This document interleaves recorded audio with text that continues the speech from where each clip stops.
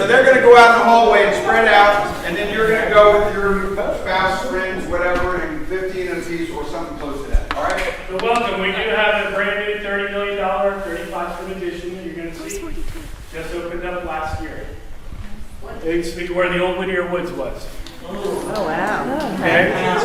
So, Go find your navigator. You guys might want to go out in the hallway and spread out so they can get pictures. I've been in the Navigator program for a long time, so yeah. I'm Jake Leduca. I'm also a senior.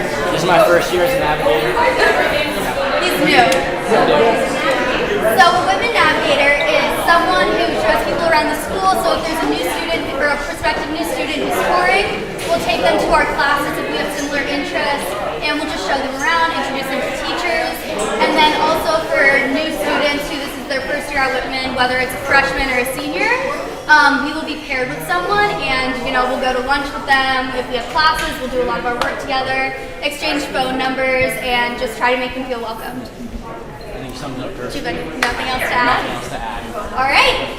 So we're going to go on the first floor, and just in case anyone else comes in late. So just want to follow. So over here, is this the same kind of? I know there was renovation at some point. Like before all of this. Oh, a million years ago. Yeah, there used to be a dome, right? Yeah, I've heard so much about that. There was a dome. How do you know that? Yeah, that's the whole. Oh, really?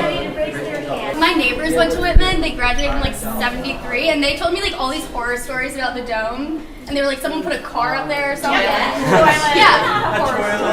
You painted it, did a lot of other things on top of it. No, it honestly seems so cool. Like they were just talking about it like a few days ago, and they were like, we wish this was still here. So this is our main office. There's new rules, so if you come in late, which a lot of seniors do, you have to go through the main office and get like a late slip, and then your parents get called home. So we try to get here pretty early. Not a lot of skipping anymore. What time does the school start? 7:45. It's like the second the bell rings, those doors get shut, and you have to come in and get a late They get locked, and slip. you have to be in your seat. You get locked out. Yeah. Yeah, it's pretty horrible. Yeah. So One like that. But one thing for us in the old building, the halls were really narrow. the and halls. it was jammed getting through Yes, the hall. there's a lot of yelling during class change because people will just be standing in a corridor and everyone's like, you need to move, like I cannot be late. So, yeah. So right on the side, on the right side for you, there are a bunch of art, and these are actually from students over the years. These go to the Montgomery County Art Fair at the end of the year. People qualify, and it's super cool. Were any of you on the black and white by any chance? No, it was you. Or newspaper? Okay. Well, so if any of you were on the black and white, this year I'm the business manager for the black and white, so it's super, super cool. And I don't know if you guys get the subscriptions or magazines. I think we actually have some extras upstairs if you want to see it. But about each month sometimes, or bi-monthly, we send out magazines, and completely student run, and it's super cool because you get a look at to what's still going on inside of Whitman and just in Bethesda in general. You don't care if I just ask what, you have to share lockers or you get your own? So we actually don't use lockers anymore. I don't think I've ever seen anyone open a locker here. I have not seen anyone. So where do you put your stuff? You carry it. We just carry our backpacks with us from class to class. And your coats and... Yeah, everything. Yeah. So why don't they use lockers? Is there a security thing? Honestly, no, we just choose not I to. have no idea. Yeah, it's kind of like you can sign up to get a locker, but I've never actually seen anyone do it. I think all incoming freshmen are assigned a locker, and then people kind of don't use them, Yeah. and then they just pass them along to someone else. Yeah, that's honestly but no what one happens. uses them, so. There's actually one hallway that has used lockers. Really? Like, you know the hallway, second floor? Yeah. But I actually do know some people who are on sports teams, if they need to keep their stuff somewhere, they use lockers, but that's kind of rare.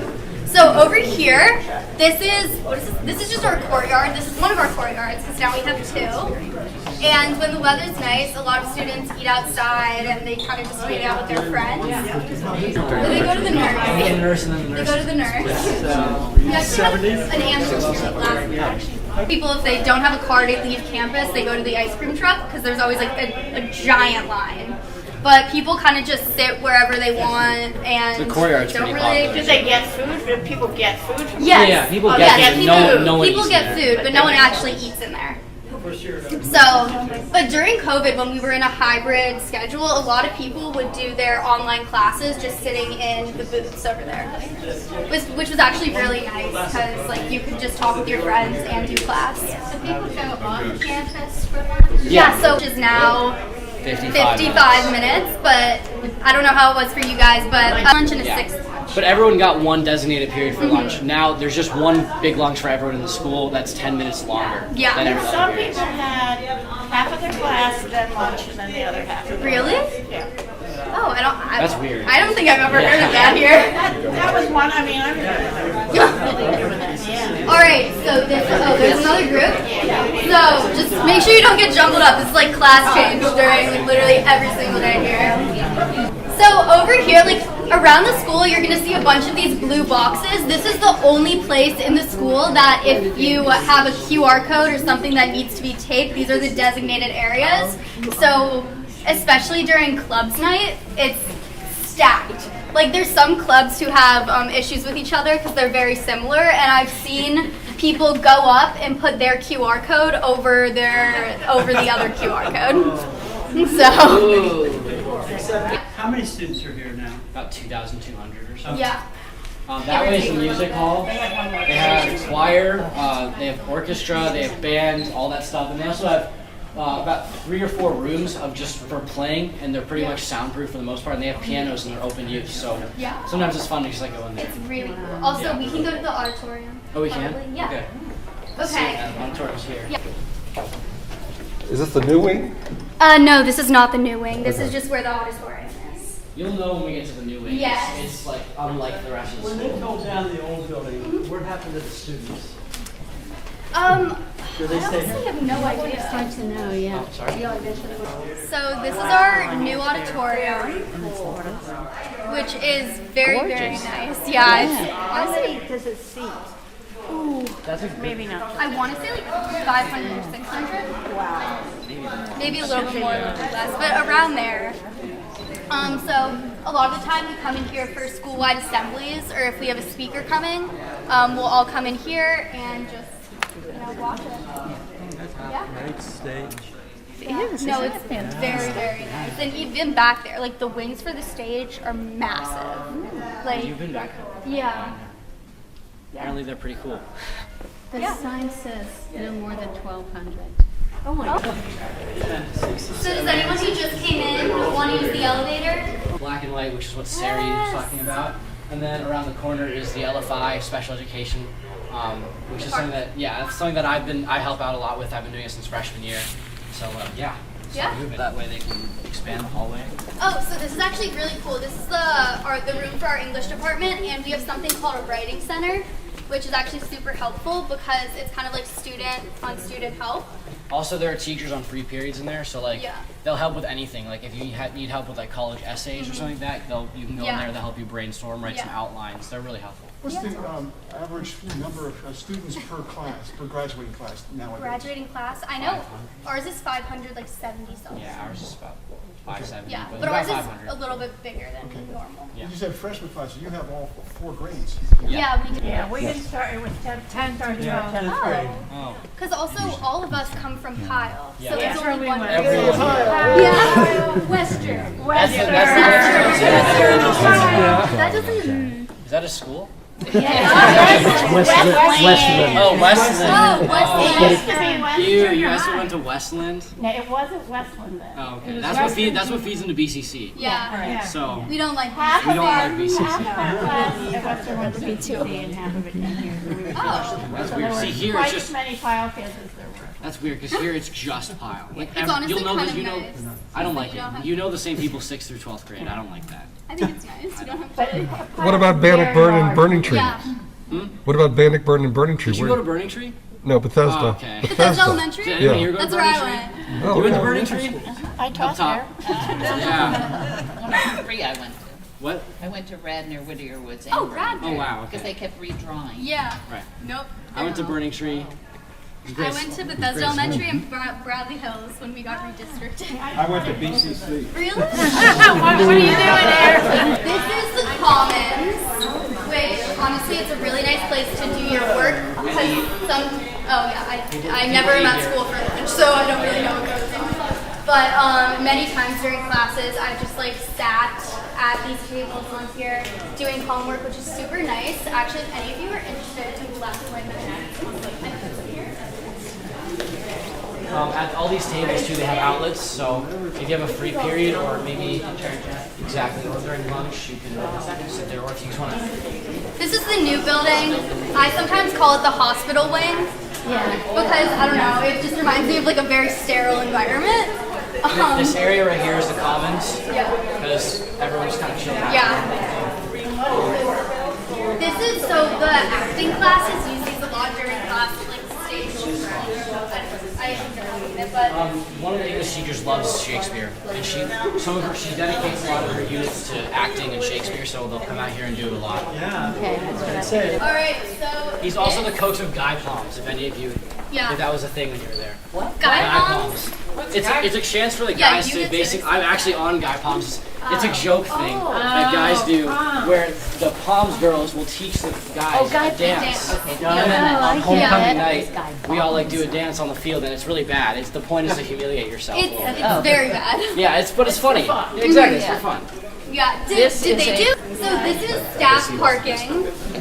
They will tell you in a second. Yes, when they you're will parked tell here. you, and you will see people throughout the day running outside and sprinting to their cars. There isn't really much in the front lot. There's warnings. You get stripes, right? I think. All right. So you don't need an elevator. Jake's over there. If you do want an elevator, I'm over here. Be an audience on the stage.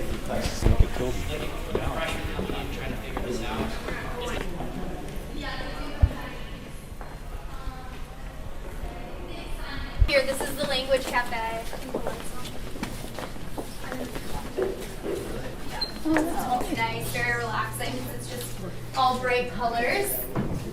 And then I don't know if you can see this, but where's the? Oh, there's lights over there.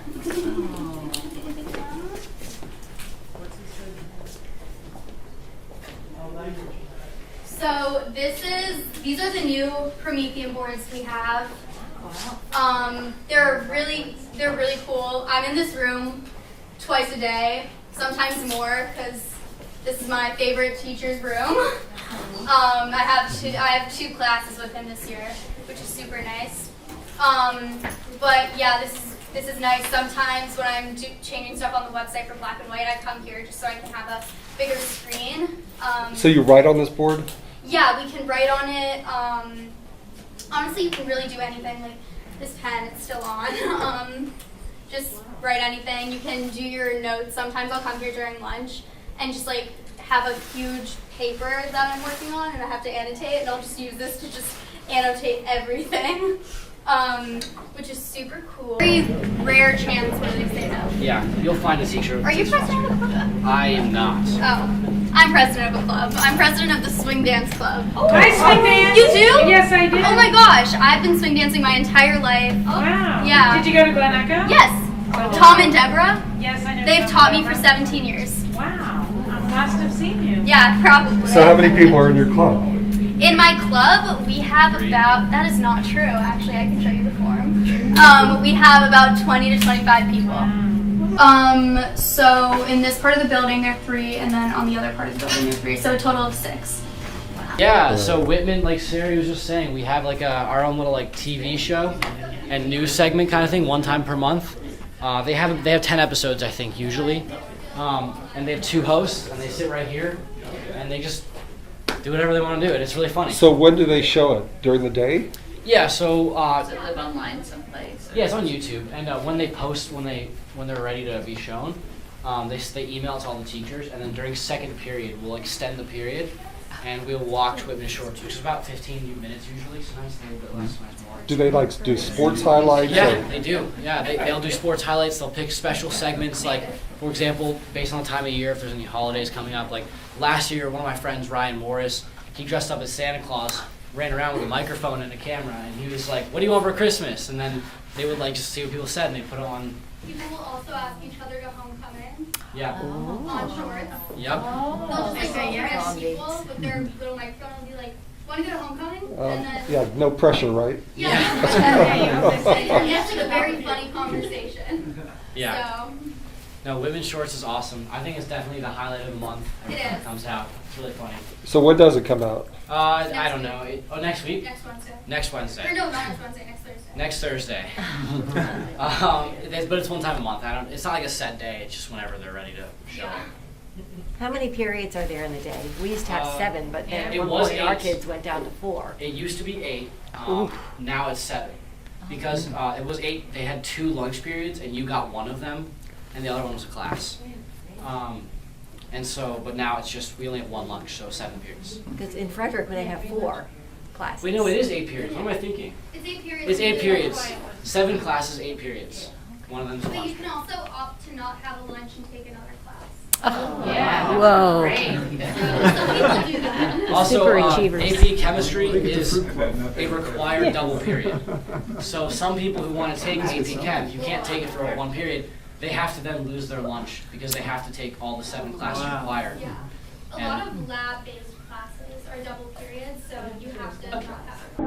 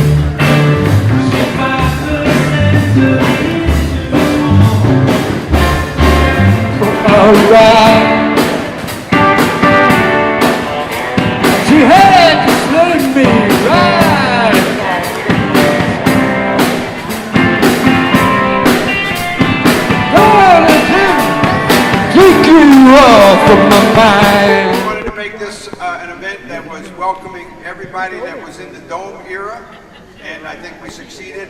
We would, of course, like to have more people, and probably better weather might have helped out a little bit. So before we get going, I just would like to, there's a lot of people here that are probably here and their classmates over there, and they don't even know it. Did you know how that works? So how many people are here? Let's see, like back here, somebody from 69. Hey, I'm here from 69. So if you're from 69, go ahead and raise your hand up if you're from 69. There's 71 that can't stand it. Yeah, right. There's 71 that can't stand up, right. All right, anybody from before 69? Thanks. Hey, everybody before 69, just holler it out. What are you? There's a 66 over there. We got a 66. I know that we got a 67. Terry Cox is here. Another 67. So we have several 67. 67. Raise your hand so that you can look. Hey, there you are. You should be checking out and talking to each other. Reunions are great. Being able to see people that you've known for your whole life, even though you haven't seen them your whole life, is nice. My name's Alan Ross. I was the committee chair for our reunion in class of 1970. I got started when I posted a picture from Pyle from 9th grade, the one that you all stand on the hill. And I said, we had a big Facebook group of about 15 people. And I said, hey, this picture was taken 50 years ago. Somebody better start planning a 50-year reunion. And one of my classmates, one of the 15 on Facebook, said, how about you? And next thing I knew, there I was, working on the reunion, which was very successful despite COVID. And that caused us some problems. We had to go a year late, and I'm sure we lost lots of people that were going to come that didn't come. So I wrote a few things down, but because I don't have much to say, but what I do have to say is important, so I don't want to forget it.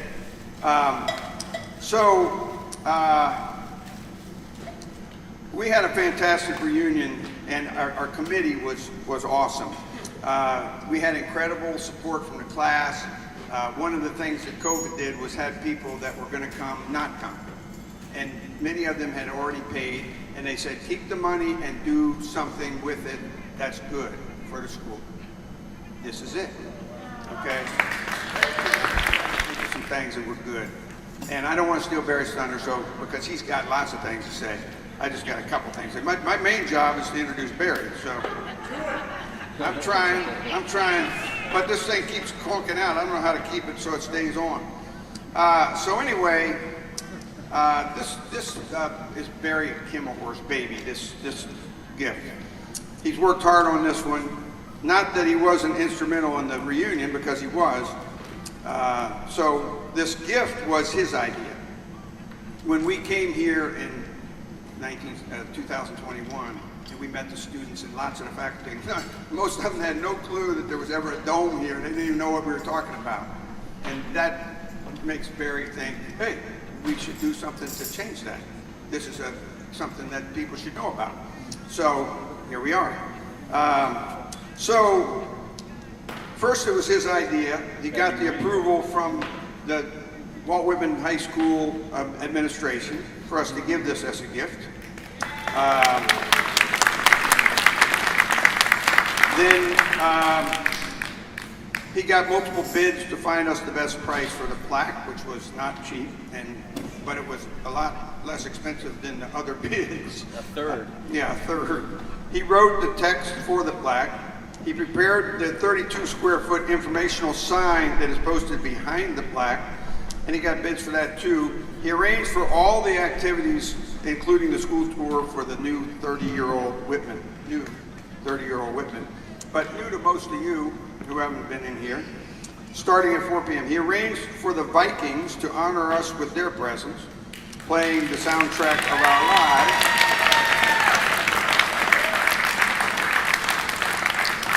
And of course, they were fantastic as always. Barry helped to bury the pole that the plaque stands on 2 weeks ago. We were here. Alan did most of the work. And let's see, this thing keeps going away. I don't want to leave anything out.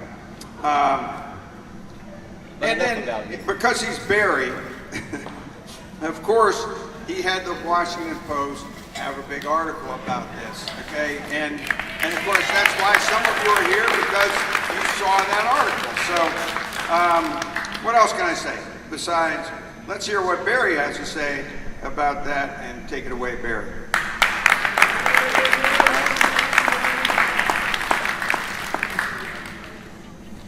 Thank you, Alan. I'm thrilled to see everybody here. We were planning to do this outside. It's rather ironic that we're now in the new gym of the school to honor the old gym of the school from 60 years ago, which was more modern than the new gym in the modern school. And we had the little wrinkle of Hurricane Ian, so we had to move this inside. We were going to do it outside and unveil the plaque outside, but we couldn't do that. So I prepared some remarks. I really didn't want to read them, but there's so many facts and also some quotes in here that I thought I couldn't memorize it, so that I would have to do that. So I haven't had time with all the changes to practice it, so bear with me, please. I hope this turns out okay. So Dr. Dodd and Mr. Wetzel, my classmates from 1970, and all other distinguished dome dwellers, welcome to the first anniversary of the first anniversary of our 50th reunion. It was delayed a year. That deserves that, to produce a product during a worldwide supply chain shortage. Didn't have a lot of bronze plaques around.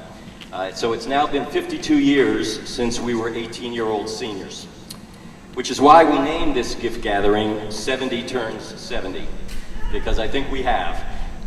We're glad to have made it, and to see so many of you have made it here today, but there's no way we can ignore the passage of time. Though not to bemoan the passage of time, hopefully we're just not just older, but wiser. I'm reminded of the late great comedian Mitch Hedberg's line. He said, "I'm sick of people saying that age is just a number, when it is clearly a word. Speaking of words, this recent letter to the editor of the New York Times kind of says volumes about where we are in life now.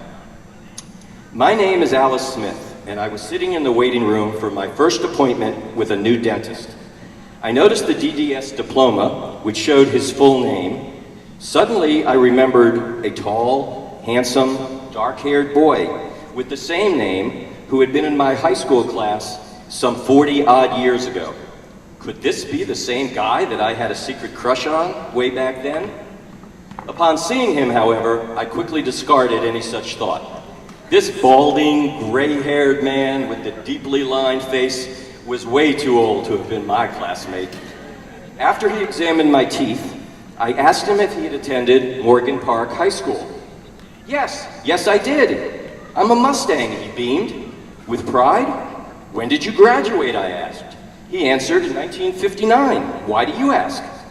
You were in my class, I exclaimed. He looked at me closely.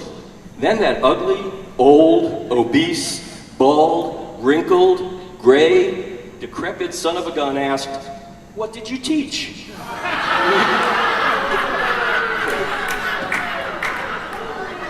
So, we've come a long way from, remember this, old enough to fight, old enough to vote. That was 1969. So we've come a long way from then, but we've come even farther from never trust anyone over 30. Which brings us to the 30-year lifespan of America's very first ever academic geodesic dome. The genesis of these class gifts came during our school tour last year. Alan touched on that. When I, along with Cliff Goodman, so Cliff and I and Glenn Coteen tried to engage some of the current students in conversation. That's not easy when you're basically invisible and basically irrelevant. And not one of those that we spoke to had ever heard of the iconic Whitman Dome, or even knew that it had ever existed. So clearly, a remedial history course was on the schedule. Hence, the advanced placement out there. Our school's namesake, Walt Whitman, was famously dubbed America's poet in the 19th century. How fitting then that the man who developed its dome, R. Buckminster Fuller, was named by no less than Time magazine, just over a year after Whitman was built, the first poet of technology. Alan. Alan, you there? Alan's supposed to show you a picture of, so this is like a Swiss watch this is operating, since we had to switch everything about 2 hours ago. So there is Buckminster Fuller, interestingly, some brilliant drawing, I think, showing him with his geodesic dome head. And it was the cover of Time magazine, which was the largest selling issue of 1964 and voted the best cover of 1964. So, in addition to being called a genius and a prophet, Time noted that Bucky, which is how he insisted on being called by everybody, was sometimes mocked as an inspired child. But he continues to inspire us today. His great aunt, Margaret Fuller, was the founder of Transcendentalism. She was America's first feminist author, friend of Emerson, and discoverer of Thoreau. And she was often cited as the literary inspiration by none other than Walt Whitman. Margaret and her grandnephew Buckminster are buried side by side in Cambridge, Massachusetts. We visited the grave about 4 years ago. He was admittedly born blind as a bat, but he somehow fueled his ambition by somehow becoming the quarterback of the football team at Milton Prep Academy, despite being haunted, he said, by the fear that my bad eyes would trick me into running the wrong way. Instead, he became a seer. Not before, like Bill Gates and Mark Zuckerberg after him, Bucky dropped out of Harvard. Though unlike the Microsoft mogul and the Facebook founder, Fuller didn't leave voluntarily.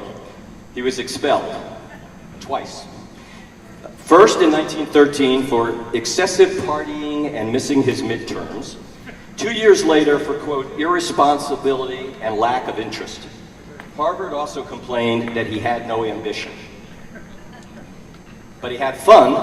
His excessive partying was wining and dining a lovely New York showgirl by the name of Marilyn Miller, and her lush looks later inspired Norma Jean Doherty to adopt the name Marilyn Monroe. Diamonds may be a girl's best friend, but determination proved to be an architect's. He said, "I look for what needs to be done," he insisted early on. "Man knows so much and does so little. I made a bargain with myself that I'd discover the principles operative in the universe and then turn them over to my fellow men. I'm not trying to copy nature, I'm trying to find the principles that she is using." And then the New York Times recently remarked, came the dome. In the words of Time magazine in that 1964 cover story, the geodesic dome is really a kind of benchmark of the universe, what 17th century mystic Jacob Boehm might call, quote, a signature of God. It crops up all over in nature, in viruses, red blood cells, the cornea of the eye. And for the time being, at least, Time noticed, Bucky Fuller has the signature of God sewed up tight in U.S. patent number 2,682,235. Alan. Boom. That's his drawings for the original patent issued in June 1954. Then Time said, "It's almost like having a patent on Archimedes' principle." While that analogy might not hold water, sorry, when Fuller first displayed it, I have here a pin from 1968, RIP RMHS, who will be playing tonight. My wife saw this and she worried that this might get us into trouble, considering some of the trouble that's recently happened at football games, thinking this might mean rest in peace, Richard Montgomery High School. I had to remind her, yeah, okay. I had to remind her that back in the day we actually used punctuation. So RIP would have 2 dots. Okay, so it was fitting, so it's very fitting that Bucky's boldest invention would stand at a school.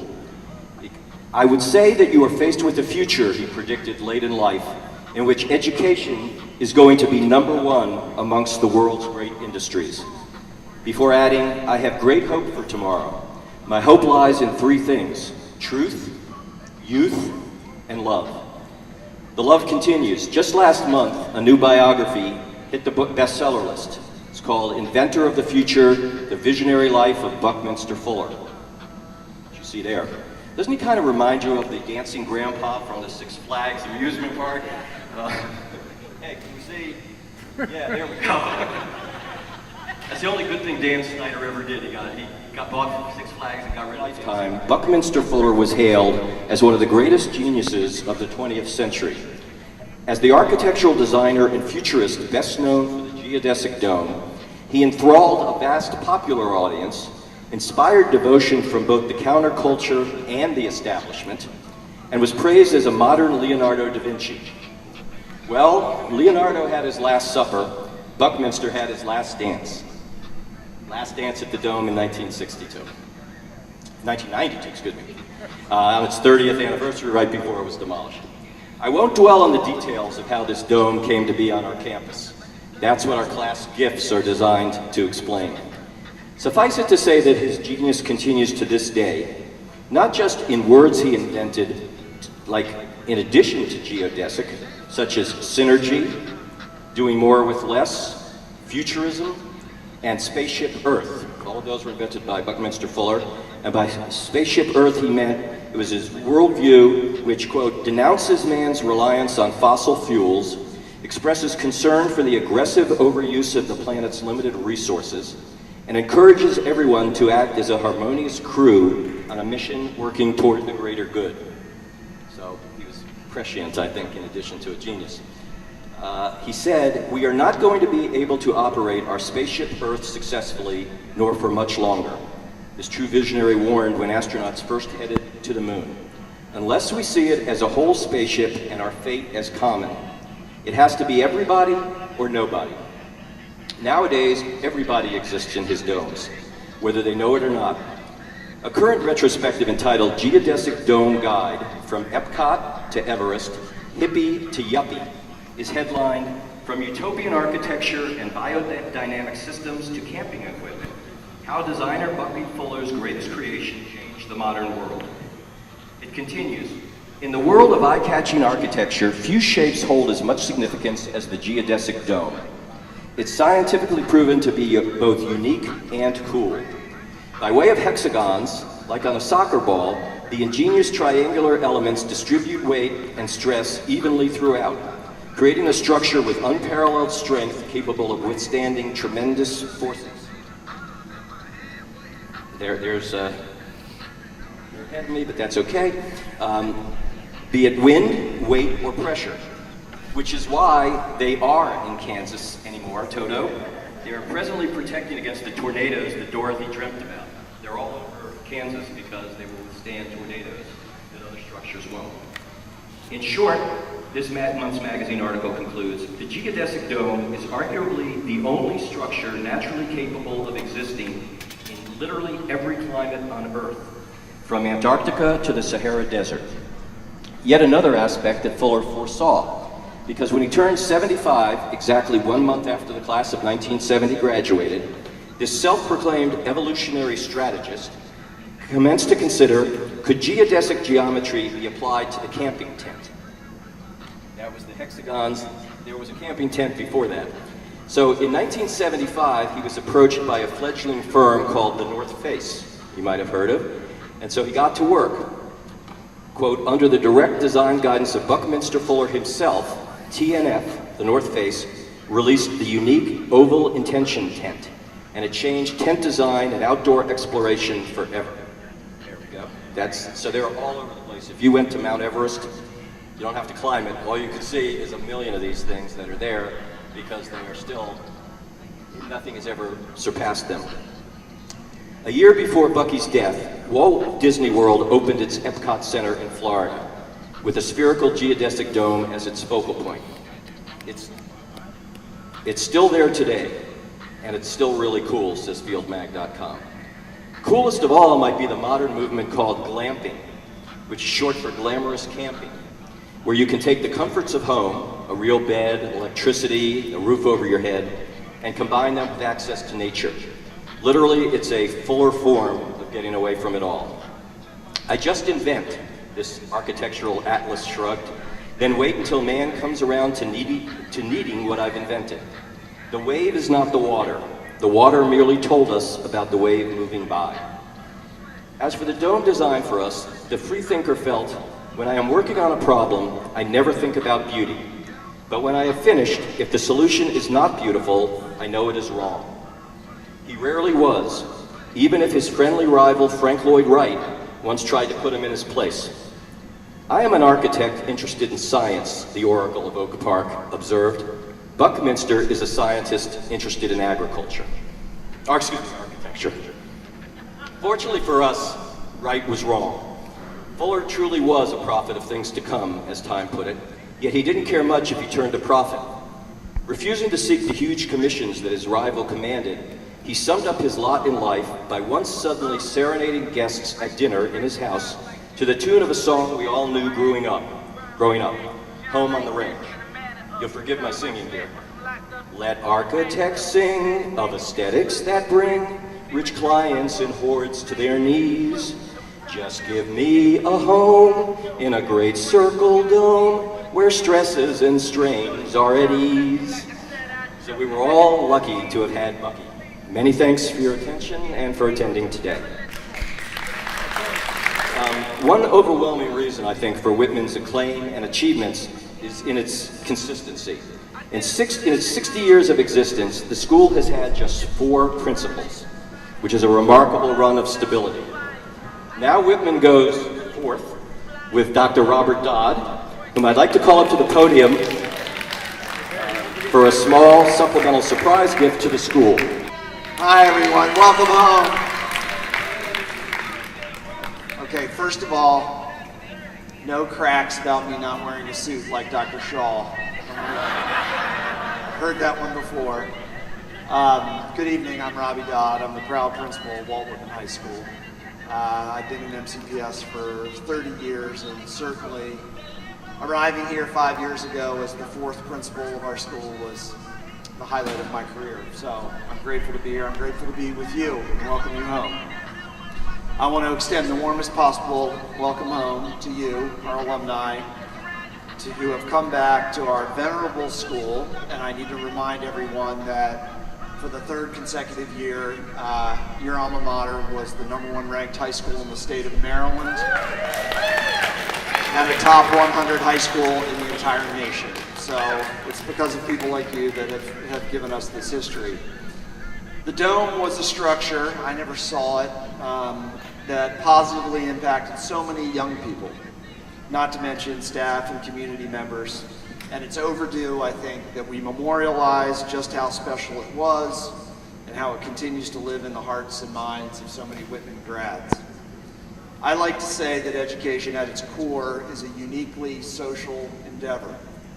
The spaces and structures in schools that foster interaction, collaboration, teamwork, and discussion are essential today, and as when you were here, to the development of young people. For countless Whitman students over several decades, the Dome was one of those spaces. While its structural uniqueness that Barry just regaled us with accounted for much of its appeal, I think probably the experiences that our community had in the Dome are responsible for the memories that have lived on that you all have. Those memories have brought us together again tonight to celebrate such a special place. I want to extend our sincerest thanks to the class of 1970. Woo! For your generosity and for most of all your love of Whitman. We also owe a special gift of gratitude to my friend Barry Kemmelhor. And this I think is really important. Every exceptional organization, and Whitman is one of those, needs people who know, share, and celebrate its history. When we honor the past, we continually build the foundation that supports the future of our school. We wouldn't be here if it were not for Barry's determination, he's got a lot of that, and conviction that the Dome should never be forgotten. Thank you, Barry. I'd also like to say a special thanks to our Whitman Athletic Director, my friend and colleague, Andy Wetzel. Andy worked tirelessly with Barry and Alan and others to not only make last year happen, but make tonight happen. Thank you, Andy. Finally, 2 of Whitman's 4 principals led our school during the great years of the Dome. Dr. Darrell Shaw, class of 1970s principal. By the way, I want to add Dr. Shaw was my father's principal at Montgomery Blair High School in 1947. And that he was convinced to open Whitman for you all in 1962. He was obviously here in the early years of the Dome's life. Dr. Jerome Marco, who our wonderful stadium outside is named after, was here in the heyday of the Dome and saw it pass into history. While Dr. Alan Goodwin and I came much later, we both know that the first 2 principals of Whitman would be so pleased with this evening's proceedings. So once again, thank you, class of 1970, for ensuring that our school's history lives on. Welcome home, and most of all, go Vikes. But some of us also collected stamps, and stamps are a great part of history. So for this occasion, in addition to the other gifts that we're giving to the school, I went out and found a few things that might be of interest to the school. And in 1938, the U.S. Postal Service decided to run a series called Famous Americans. And they asked people to vote on it, and one of the 10 who was picked was Walt Whitman. And here is a 1938 stamp, mint, of Walt Whitman from the Famous American series, which we'd like you to display in a cabinet or something in a library or lobby. And if you did collect stamps, you know that when a particularly interesting issue happens, they also then have something called a first day cover. So here is a first day cover of that stamp, again, mint. Unlike today, it's culture, it's not canceled.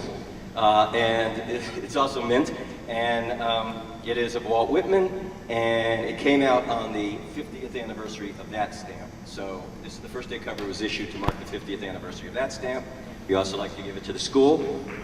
And the reason that we're here, there was also a stamp issued in 2004 by the Postal Service, and that was to commemorate the 50th anniversary of Buckminster Fuller getting the patent on the geodesic dome, which was in June of 1954. So here is a mint copy of that stamp, 2004, of Buckminster Fuller. They used the same picture. That's the Time magazine cover, yeah. That's probably the most famous picture. But I think on the back is a first day cover of that also. This is very rare because it's printed on silk, which makes it more valuable. And so this was July 12th, 2004, marking the 50th anniversary, but also July 12th was Buckminster Fuller's birthday. So, lived to be 88 years old. He died in 1983, and his wife died 36 hours later. They'd been married for 67 years. And not just one, two of the first day covers. This was a different one. They actually issued 3. And this is of the geodesic dome, and this was also issued on his birthday in 2004. If you're going to do a display, you got to have a couple of things to do with. And the final one is the third of the first day covers that were issued, and it's neat. It has geodesic domes all over. It has a really good picture of him where he doesn't look like the dancing guy from Six Flags. And so this completes the Walt Whitman and Buckminster Fuller stamps and first day covers from the United States Postal Service. The building and the dome to the school, but it wasn't accepted by a principal or a potentate or a power broker, but rather on behalf of the student body. And it was accepted by Whitman's first student council president, Mr. Richard Mizell. It came right after the codification of a constitution for the school. So it shows how progressive our school was from day one, that they would give the school to a student rather than the faculty, rather than the administration. So I was able to locate the now 77-year-old Mr. Mizell, and he vividly remembers, he sent me a note, he said, "We were transferred from other fine area schools, and the spectacular geodesic field house at Walt Whitman immediately gave us a reason to be terribly proud of our new school." I invited Rick Mizell to be here, and he was intending to, but he lives in Sarasota, Florida. And so he has to stay with his house, if it's still there. We are here because the dome is now gone, but it should never be forgotten. Torn down in the summer of 1992, there's the pictures that Alan put up. I took these pictures in July, tears in my eyes when I was taking them because, it just meant so much to us. It was the symbol of our school. I said before that it was like the Sydney Opera House is to Sydney or the Gateway Arch is to St. Louis. And that's the way I felt about it, and I think a lot of people felt about it. It's this. This is the last remaining vestige of our beloved dome. It is a piece of the gym floor, the original gym floor. Not in the greatest shape, but I won this in a silent auction, and it's signed by Paul Ahern, who's up there, who's a co-captain of our senior basketball team, and his co-captain was Larry Krantz. He's also signed it. Rick Newman signed it, and I signed it. But this is all that's left of what was considered the most modern, innovative structure in the entire United States for a school. So, I guess, just in looking at this, it occurred to me that everybody makes that claim about George Washington, but we can truly say Gary Brown stepped here. 2 nights ago, I received this message from Gary. He's in Wisconsin, and he wrote, "Hello, Barry. What a fantastic happening honoring our beloved dome. My 3 years playing b-ball under the dome with the best teammates imaginable and supported by the Viking Nation are years I will never forget. It was an honor to have played there, and to this day, an honor to still be a Viking. Long live the dome. Thanks, Swish." He calls me Swish because he thinks I could shoot. But as we all know, 62 doesn't just stand for when the school started. Anybody who was here at the time knows Gary scored 62 points in a game against Gaithersburg, which set the county record. So the school started in 62, and Gary scored 62. In keeping with the tradition that was established 60 years ago, when they gave the dome and the school to a student body member, I would like to call up Whitman's current student body president. Where is he? There he comes. And so we wanted to give our gifts to the student body president just as was done 60 years ago. So I'd like to also call to the stage Devery Becker Jones. You don't know him. He doesn't know us. Do you have the things with you? They're in that box. Okay. You start talking and I'll go bring them to you, okay? Well, thank you, everyone. I'm Devery Becker Jones. I'm a regional editor with the Historical Marker Database. It is an international catalog of public history cast in metal, carved in stone, or embedded in resin.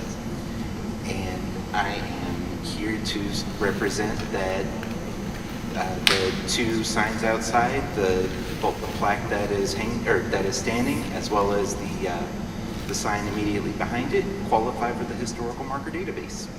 Yeah.